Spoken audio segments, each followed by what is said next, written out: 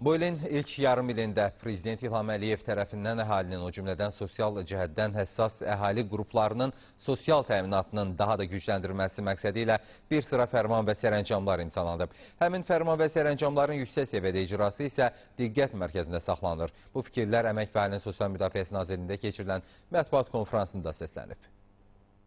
2014-cü il 1 iyul tarixindən Respublikamızda 559.834 ailə üzvü olan 128.025 ailəyə ünvanlı dövlət sosial yardımı təyin olunub. Həmin ailələrdən 76.5%-i təkrar, 23.5%-i isə ilk dəfə ünvanlı sosial yardım alanlardır. Bu fikirlər Əmək və Əhalinin Sosial Müdafiəsi Nazirliyi yanında Dövlət Sosial Təminat Xidmətinin rəisi Çingiz Əliyev keçirdiyi mətbuat konfransında dedi. Bildirdi ki, hesabat dövründə ünvanlı sosial yardımın bir ailəyə düşən orta aylıq məbləği 133 manat təşkil edib. Prezident təqaüdlərinin verilməsinə gəlincə isə Nazirlik rəsmisi bildirdi ki, ölkəmiz qarşısında xüsusi xidmətlər göstərən şəxslərin sosial rifah halını yaxşılaşdırması məqsədi ilə dövlət başçısının müxtəlif fərman və sərəncamlar imzalayıb. Buna əsasən Prezident təqaüdləri təyin olunan şəxslərin sayı bu ilin 1 iyul tarixinə kimi 50.000 nəfər təşkil edir.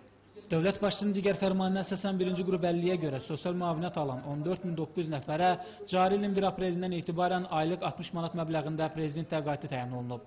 Ümumilikdə isə bu qəbildən olan insanlara 127 manat ödənilir ki, bu da yaşayış minimumu üstəliyir.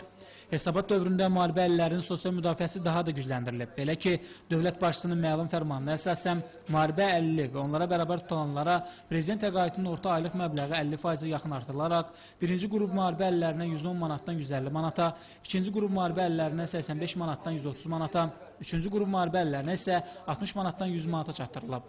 Xidmət rəisi Azərbaycanda əlil və şəhid ailələrinə mini avtomobili və mənzillə təminatı ilə bağlı statistik məlumatlar da açıqlayıb. Onun sözlərinə görə, bu ilin 6 ay ərzində ümumilikdə 118 müharibə əlilli və şəhid ailəsi dövlət sifarişi ilə inşa edilən yaşayış binalarında mənzillə təmin edilib.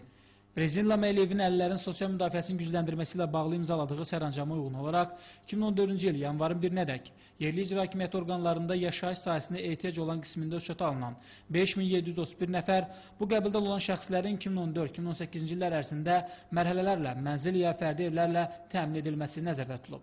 Bu günə qədər əlilliyi olan şəxslərə və şəhid ailələrinə mənzillər bir binada, yəni tikilməklə onların hamısı bir binada cəmləşirdi.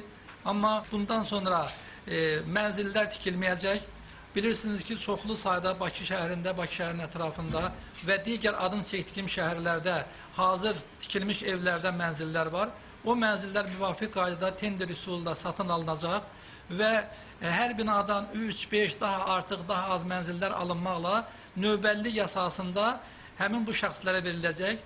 Çingiz Əliyev onda dedi ki, 2014-cü ilin ilk yarım illiyi, əlilliyi olan şəxslərin mini avtomobillə təmin edilməsi prosesi sürətlə aparılır. Bu müddətdə 677 nəfər Qarabağ müharibəsi əlilli, 323 nəfər Böyük Vətən müharibəsi əlilli və onlara bərabər tutulan şəxs, ümumilikdə 1000 nəfər mini avtomobillə təmin olunub. Tural Qurbanov, Zardadaşov.